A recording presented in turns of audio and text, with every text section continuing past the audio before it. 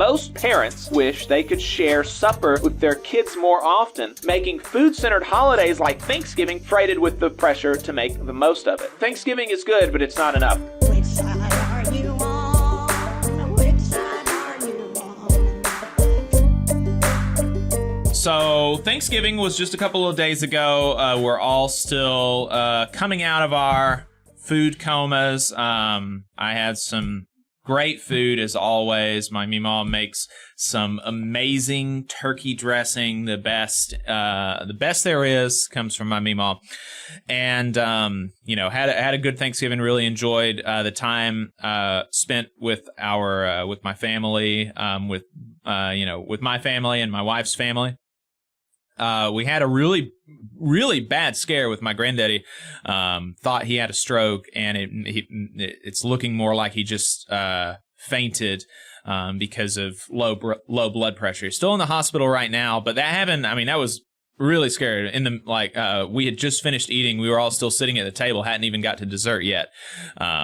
And he starts having this episode, and so that was really scary. And that, along with there was an article in Jacobin magazine titled "Americans want more time to spend with their loved ones. Capitalism doesn't let them." And that's, we absolutely should have more time than we do to spend with our families before it's too late. And even, outside of, before it's too late, but just generally speaking, we should have more free time, and we can do with that whatever we will, instead of spending so much of our lives making a profit for somebody else. So this article really got me thinking, and there's a lot of good information in it. Again, Americans want more time to spend with their loved ones, and capitalism doesn't let them, by Liza Featherstone in Jacobin magazine. So she talks about how, you've got this annual, clickbait really about the stress of the holidays and how to talk about politics at the Thanksgiving, the dinner table. And, here's one hot tip. Don't. That's always good advice. With all of those, she says, you might really think that we are a nation of Scrooges. We hate our families. We don't like holidays. We don't like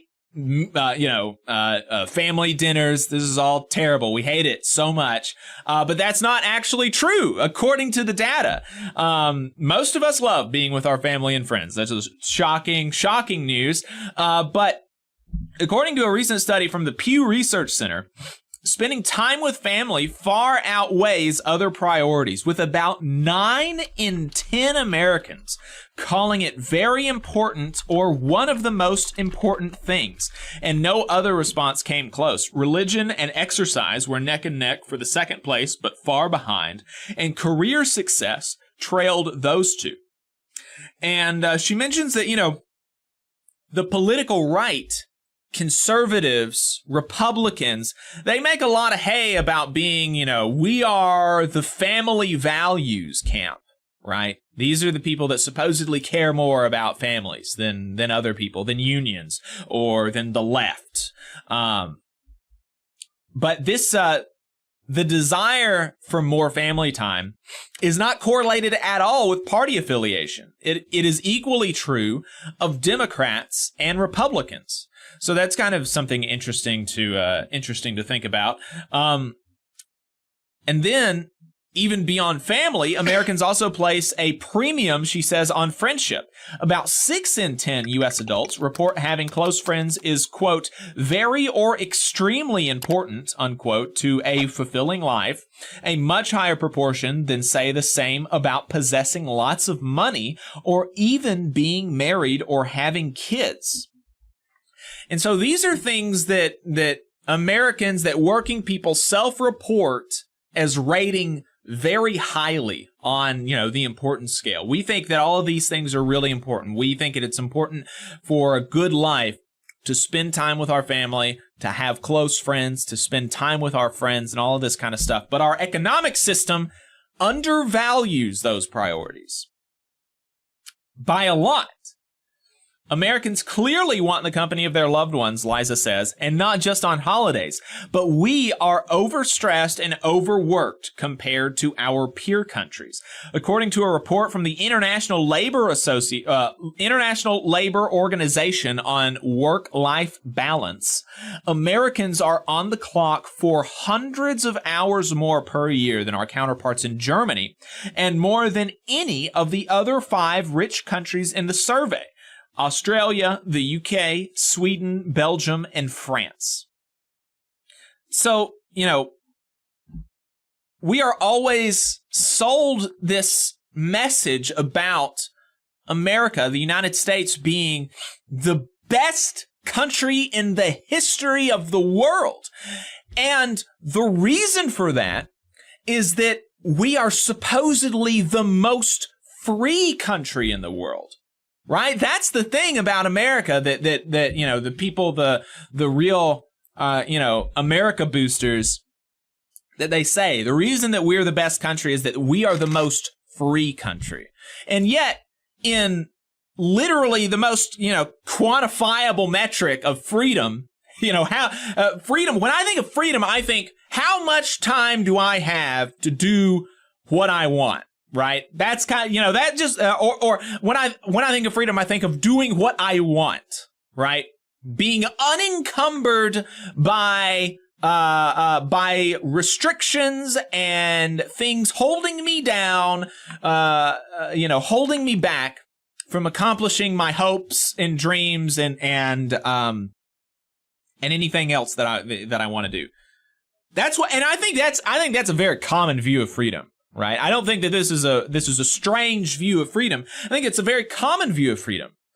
That freedom is the ability to unencumbered do what I want, obviously within reason. Your freedom to throw your fist ends where the other person's face begins, right? That's a very common view of freedom, and yet, in the most quantifiable way that we can measure freedom, we are literally one of the least free, industrialized, and developed countries on the face of the earth. Meaning, we are shackled to the workplace, which is, as a reminder, a place where we leave our rights as a citizen at the door. We spend more hours in this tyrannical place. Definitionally, tyranny is a situation where you don't have control, where somebody else is controlling you and the surroundings and your your conditions, right?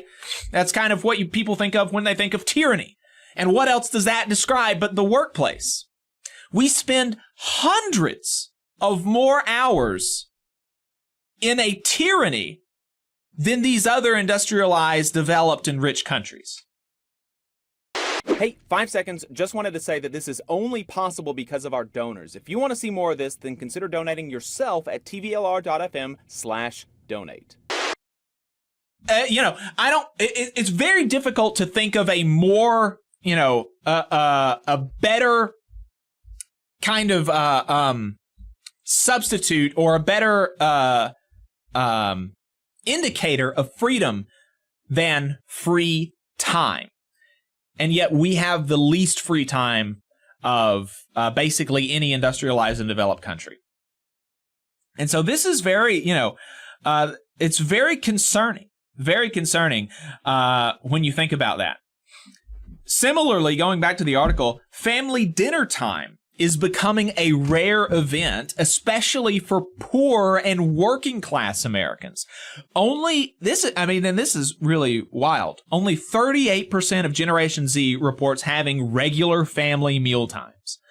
Among Americans without a college education, the percentage who grew up having dinner with their families is the same. In contrast, more than 6 in 10 Americans with a postgraduate education had family dinner together. Most parents, more than 2/3, also wish they could share supper with their kids more often, making food-centered holidays like Thanksgiving particularly special and for many, freighted with the pressure to make the most of it. And so that's why, you know, Thanksgiving is good, but it's not enough. We really need more. America needs more freedom. And that's really my kind of controversial take on Thanksgiving. We need more of it. We need more Thanksgiving. And you know, I started it off by saying, you know, there's a lot of people. Thanksgiving was a couple days ago. Most of us, I think, or a lot of us were off of work. But there's some of us who don't even get Thanksgiving, right? There are some people who have to work on Thanksgiving, one of the few days that we're supposed to have, you know, to spend with our families. In one of the least free time having societies in the industrialized world, there are still people who don't have this day of the year to spend with their families. And including some people in union workplaces. And this was, you know, this was convenient for me, but I would have rather just been inconvenienced and have to have, you know, maybe gone to my neighbor for this. But I went to Kroger on Thanksgiving morning and I got eggs, a union workplace. And, you know, shouldn't have been able to do that. I should have just had to borrow eggs from somebody. And, you know, and those people are having to sacrifice this really important day for what? I mean, for really not a good enough reason. So yeah, there we go. We need more freedom. We need more free time. And really the way to do that is by not only being in a union, not only joining a union, but really being active in it and being militant in it and, you know, and pushing for more freedom. Yeah, absolutely. Because the bosses don't give it to us. Absolutely. I think I couldn't agree more. We need more freedom. We need more time with our families. We need to be able to spend that time when we have it. And I agree, organizing is going to be the way we get there. You know, I think we need a shorter work week personally. That was a demand of the labor movement. We came really close in the 1930s. The UAW brought it back up in recent months and their struggle with UAW. I think it's worth a conversation at the very least, especially when you share the statistics about how much more Americans are working than other countries already. You think about the fact that so many Americans are having to work over 40 hours a week to make ends meet. Yeah. That's ridiculous, right? Absolutely. And in terms of working on holidays, again, you know, I agree with you. I would like to see everybody possible get those days off. And when folks have to work on holidays, they absolutely should have unions fighting for them to get, you know, double pay on those holidays. I think that is a reasonable thing. Double pay or triple pay. Right. Absolutely. Absolutely. You should totally receive a premium for missing time with your family and, you know, instead spending time at work. And so if you had to work on Thanksgiving and you didn't get paid extra for that, I'd encourage you to organize. Absolutely. Yeah. Because that is a big problem. That is a major problem. We need more time for family, more time just for ourselves to do what we need to do. Too many folks are having to work too many hours, even in union workplaces, like you said. You know, we interview people all the time and we hear people talking about 50-hour work weeks, 60-hour work weeks, 12-hour work days. Yeah, that's unacceptable. It's unacceptable in the year 2023. It's about to be 2024, right? Yeah. With the technology that we have, the capacity we have, it's just, you know, that is not acceptable for this day and age. Right. We're getting, I'm getting text people telling me that they had to work on Thanksgiving at Walmart. And that's, you know, that's the other thing is that who are the people that actually have to work on Thanksgiving? It is really kind of the people at the bottom end of the economic strata. It's not, you know, the rocket scientists, right, at NASA. They're generally speaking, you know, they're not going to be the ones that have to work on Thanksgiving. It's the people who have the least ability to say no, who are the most economically precarious, and you know, but there are some people who have been able to you know, secure, like, okay, look, if you're gonna make us work on Thanksgiving, we're gonna make a lot of money. And John Ryan on Twitter, who is the Teamster UPS driver behind Union Drip, the Union Drip Twitter account, he said that UPS drivers on the West Coast today, which was yesterday, actually on Friday even, Thanksgiving Day and Friday, Black Friday is holiday pay for Teamsters at UPS, at least on the West Coast. $111 an hour for UPS drivers on the West Coast for Thanksgiving Day and Friday.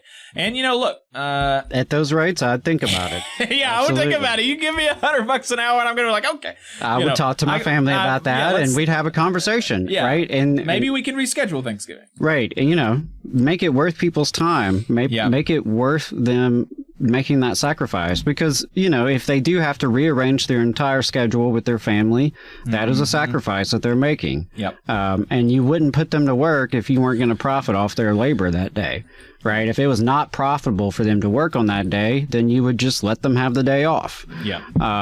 And in some cases you have to wonder, how profitable is it really? Like some of these stores that stay open on Thanksgiving, right. How much money are they making really? Is it really worth it? But again, when they see workers as expendable, so they're not concerned about the Walmart workers and the Kroger workers and whether or not they've missed time with their families.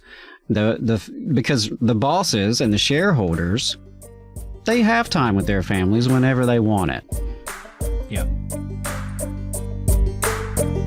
You just saw a clip from the Valley Labor Report. We are live every Saturday morning from 9:30 a.m. till 12:30 p.m. And we pride ourselves on keeping all of our content free to everybody so that we can talk to as many working folks as possible. If you support the work that we're doing, you think that it's important, you think that it's good, then consider making a monthly contribution to the project, and you can do that on our website, tvlr.fm.